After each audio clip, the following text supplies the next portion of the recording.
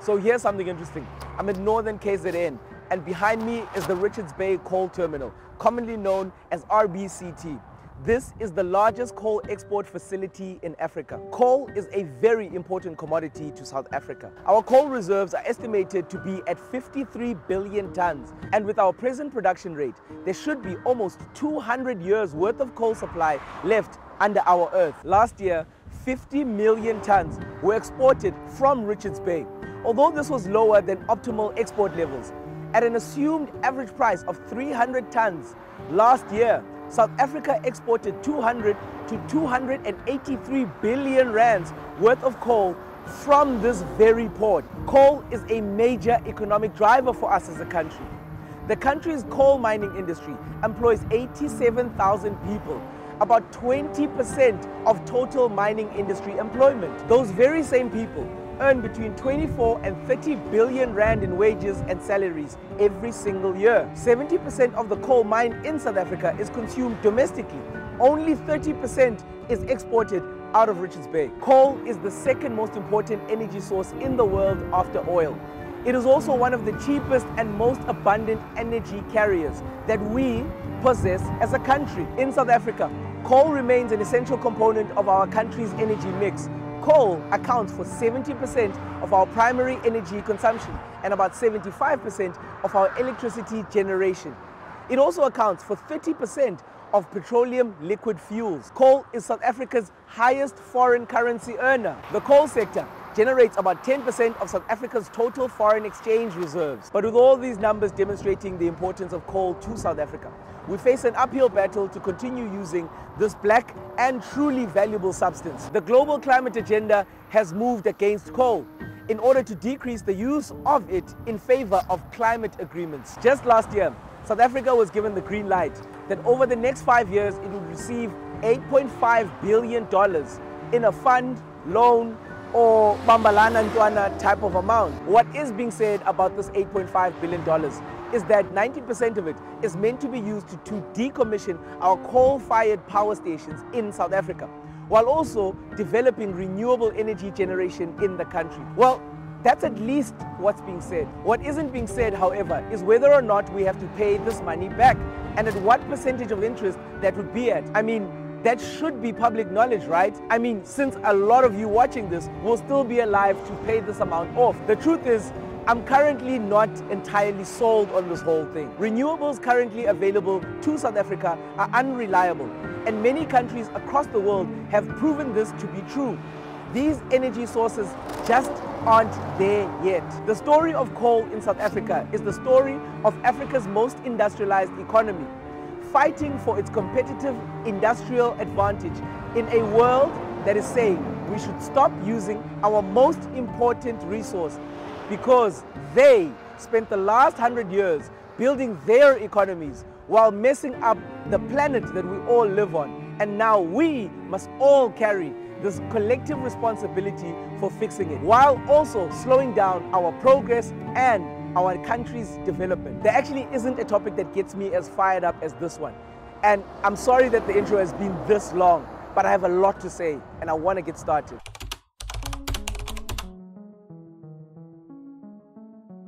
Let me give you two pieces of information. Germany is dismantling a wind farm to expand operations of a coal mine today, as we sit here today. I can tell you that coal miners in the United States are putting pressure on President Biden to invest more on coal production.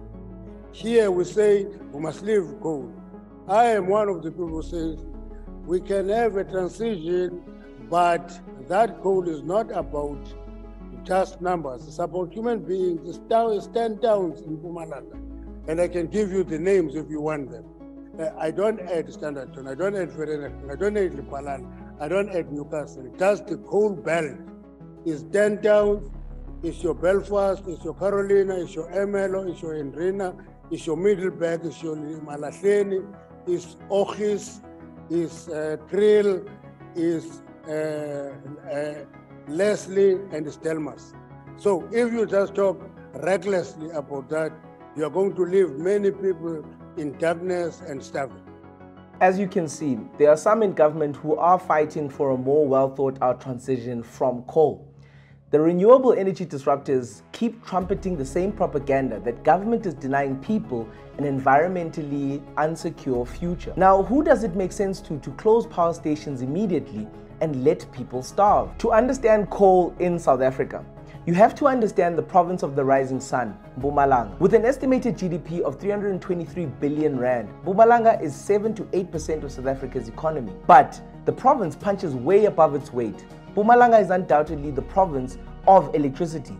And because we generate our power from coal, Mpumalanga is coal country. Around 85% of South Africa's coal mining jobs are situated in Mpumalanga. The real issue of coal in South Africa is not about the numbers and the economic impact.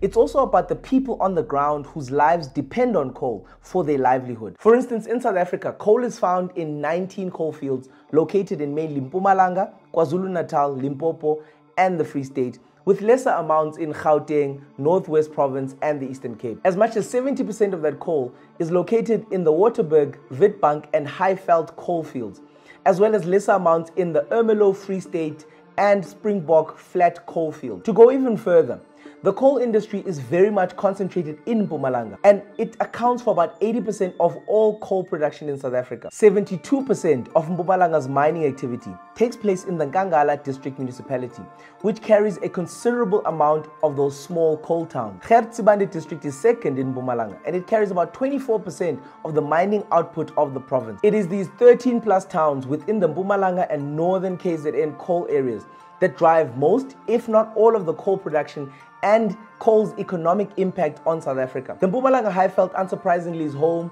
to 12 of Eskom's 15 coal-fired power stations. This is the engine that drives the South African car, at least for the near-distant future. All these factors rightly result in there being a large dependency on the exploitation of coal in Mpumalanga and even in northern KZN in order to drive the regional and our national economy. Everyone in these areas is very dependent on the coal economy to provide for themselves and their families. But those provisions are still not enough. Mpumalanga residents have a yearly GDP per capita figure of 78,000 rand, which equals 6,500 rand or $361 per month for the average person. This is the reality on the ground, my fellow South Africans. The socio-economic impact on the population is, to me, one of the most important issues when we speak about coal. And I feel like it's not being addressed. Approximately 705,000 people live in the Mpumalanga coal belt. And when you add Newcastle and northern KZN, that number jumps to 1.1 million people who are directly impacted by the coal industry. What must be clear is that these are the most vulnerable people in South Africa, earning from the coal economy. The irony about this coal conversation is that many people with fancy suits, big degrees, and nice cars from South Africa and even abroad often quick to vilify the government and say that our government isn't helping tier 2 and 3 town economies. Who does it make sense to currently prioritize the environment above the people of Mpumalanga and their employment, as well as their economic participation? By its own admission, the Just Energy Transition Plan says that coal fleet closures will directly impact about 90,000 coal workers in mines and power plants in poverty-stricken Mpumalanga. The entire value chain, from mining and electricity production to end-use sectors, employs 200,000 people. This was in 2020. Between 4,500 and 7,500 new jobs will not materialize.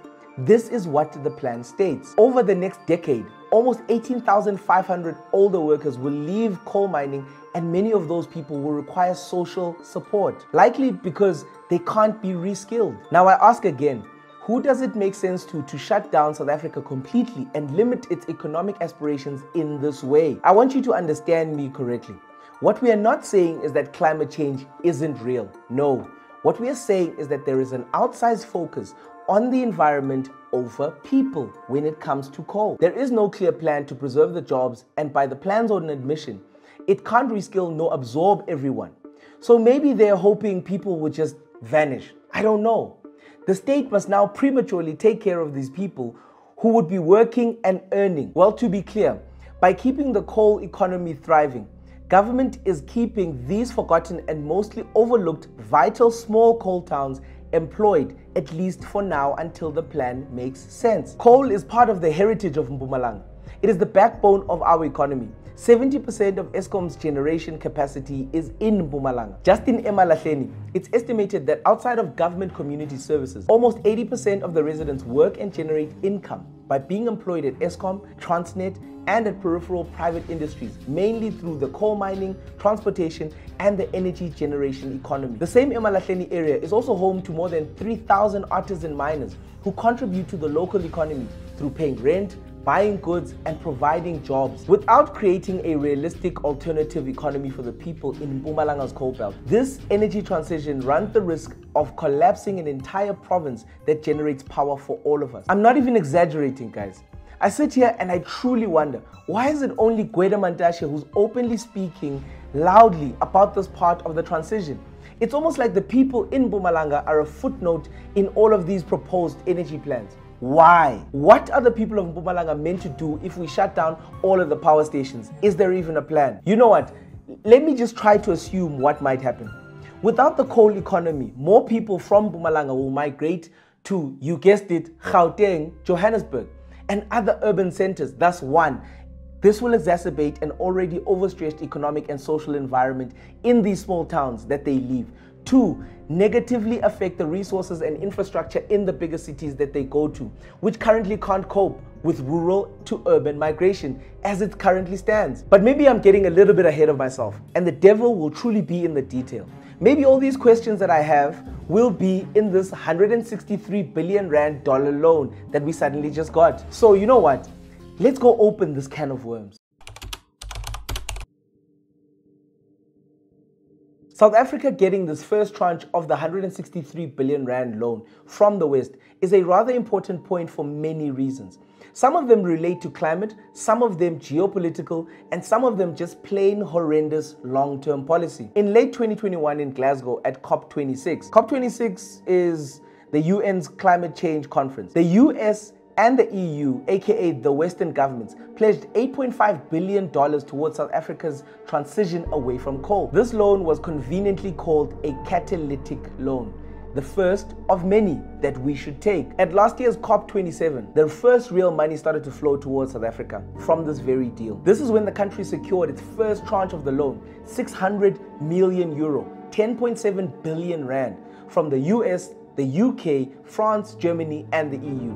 Now, because no one has ever really explained what's actually in this 163 billion rand loan, I think we should start unpacking everything and start there. The first place we need to start is a document that's titled South Africa's Just Energy Transition Investment Plan, the JET-IP, for the initial period of 2023 to 2027. What must be simply understood is that the JET plan is in essence a plan to decommission South Africa's coal-fired power stations by 2035, starting almost immediately this year. Our politicians committed us as a country to reducing carbon and thus coal emissions to within a range of 420 to 350 megatons of carbon dioxide equivalent, MTCO2, by 2030. By the way, South Africa is already in the fair contribution target range for climate emissions according to the UN. Statista.com trackers suggest that our current 2022 emissions are well below the necessary targets at 404 MTCO2. We are currently 15th in the world when it comes to emissions. Just for context,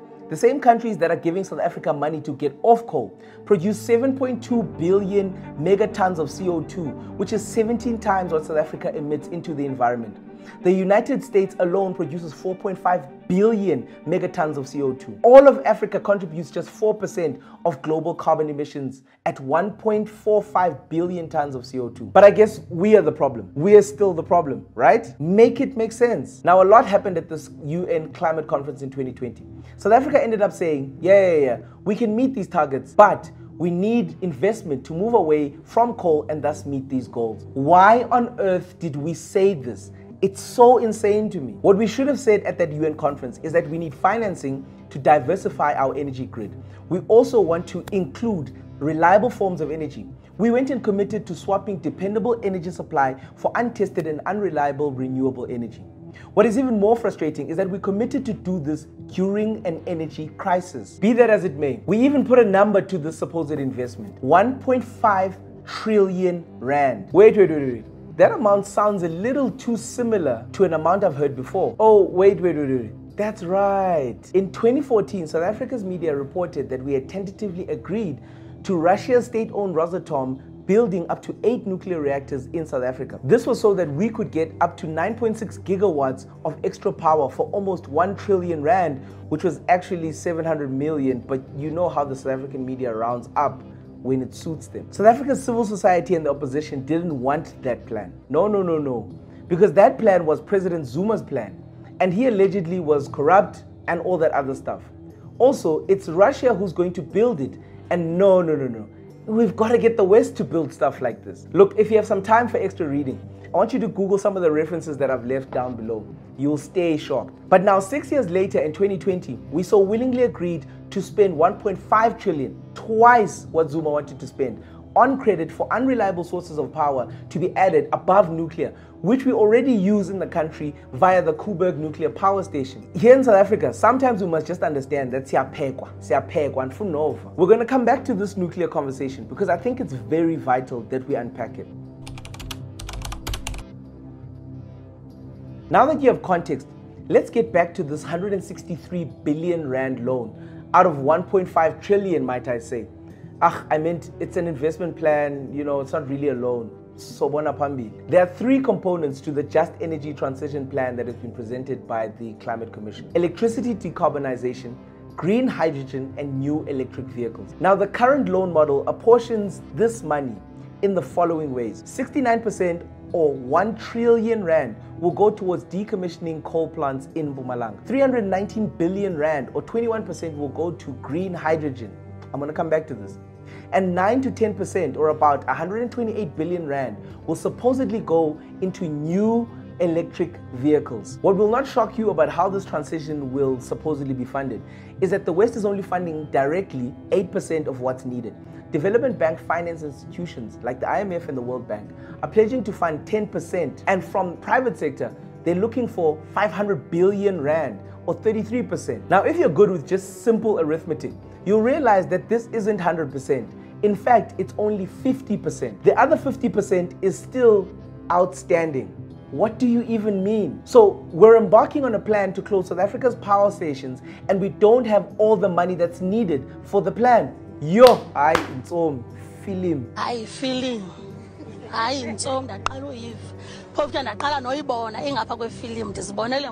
Now, I've already stressed how negative the decarbonization part of this plan will be for South Africa, and specifically Mpumalanga. Without a proper and reliable energy source to transition to, we're basically just playing marbles. But I want us to look at hydrogen specifically. Is that it? Problem solved. We just make tons and tons of green hydrogen and then run our entire economies on it. Well, unfortunately, it's not that simple.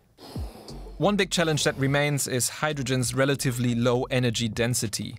You need about 3 times more space to store the same amount of punch compared to natural gas. So we'll likely have to build a lot of new storage facilities, depending on how much hydrogen we'll actually need. And how much that's going to be is a tricky question.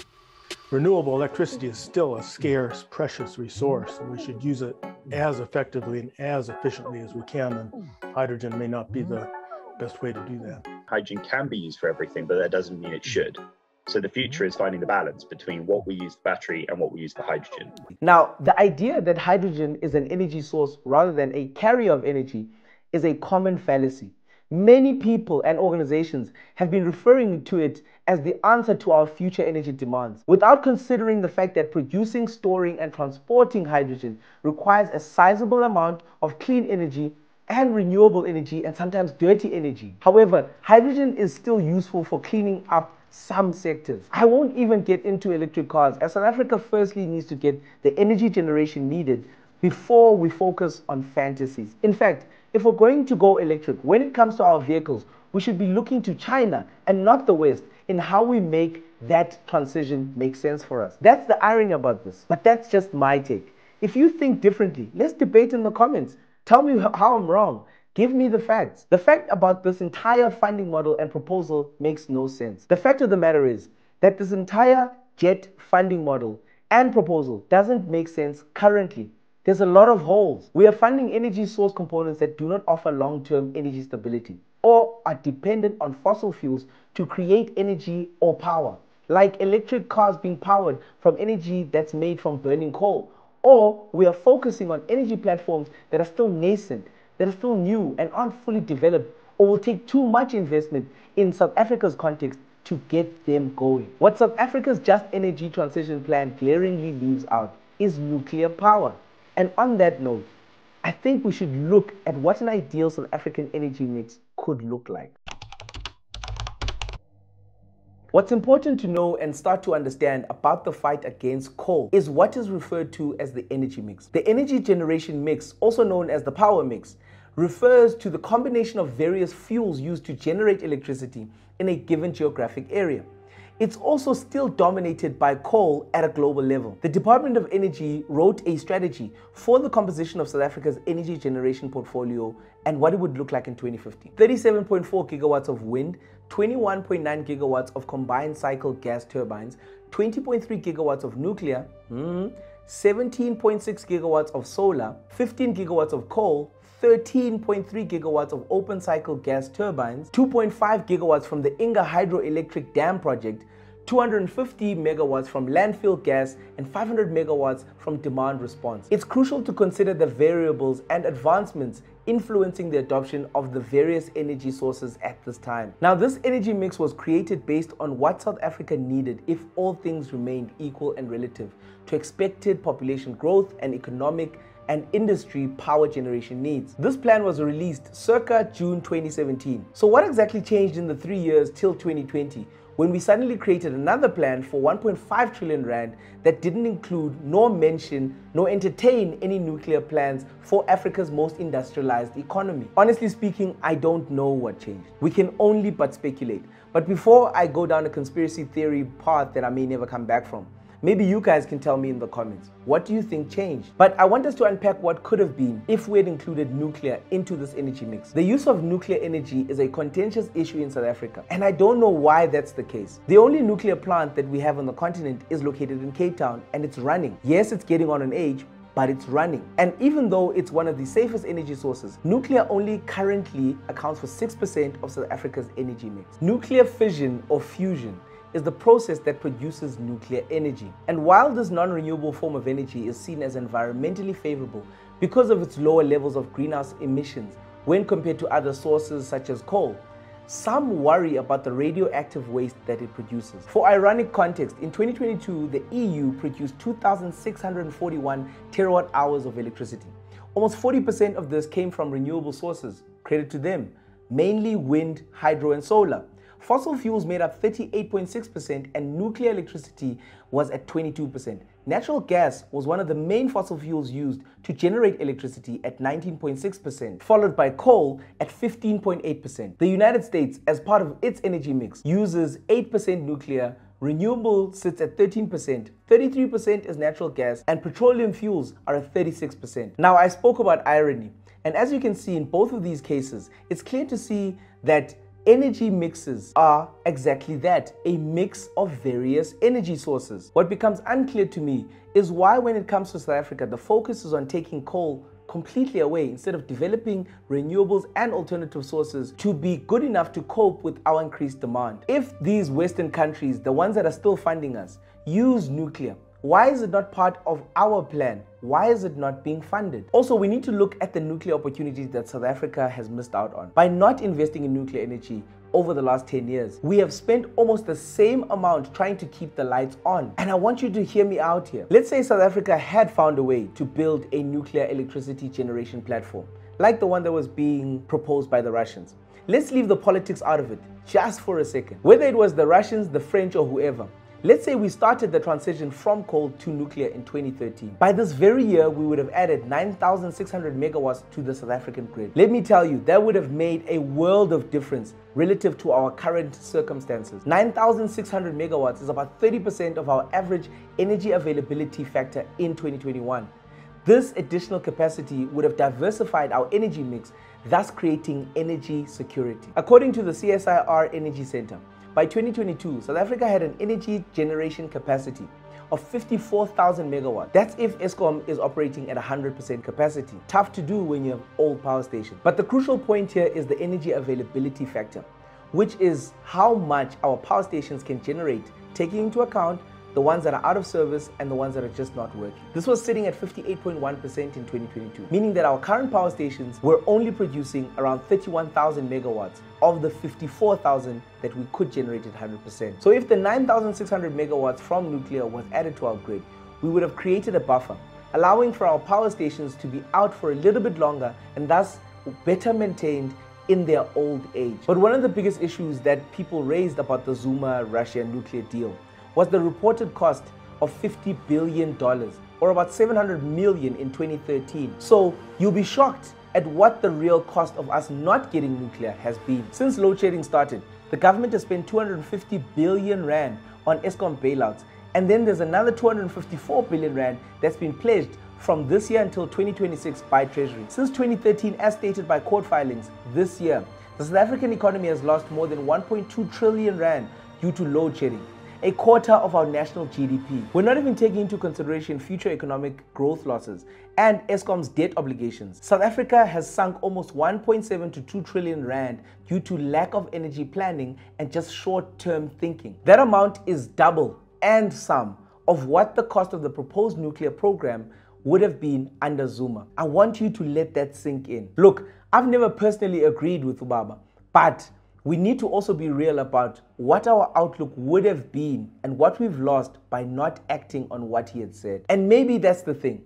We don't want to admit when we've been wrong or duped by civil society and mainstream media. We are also very vulnerable as a nation, and that makes us a little bit likely to be misled. Nuclear has always been the answer for us, yet it's not part of the 1.5 trillion rand energy plan. That's strange to me. But there's also another opportunity that we're not highlighting in this plan. Our oil and gas opportunity is another addition to our most effective energy mix composition. The Petroleum Agency of South Africa estimates that there are potentially 27 billion barrels of oil and 60 trillion cubic feet of gas reserves just off the shore of South Africa. Also add to that number 200 trillion cubic feet of shale gas reserves that are onshore and have been tentatively confirmed in the Karoo. Yes.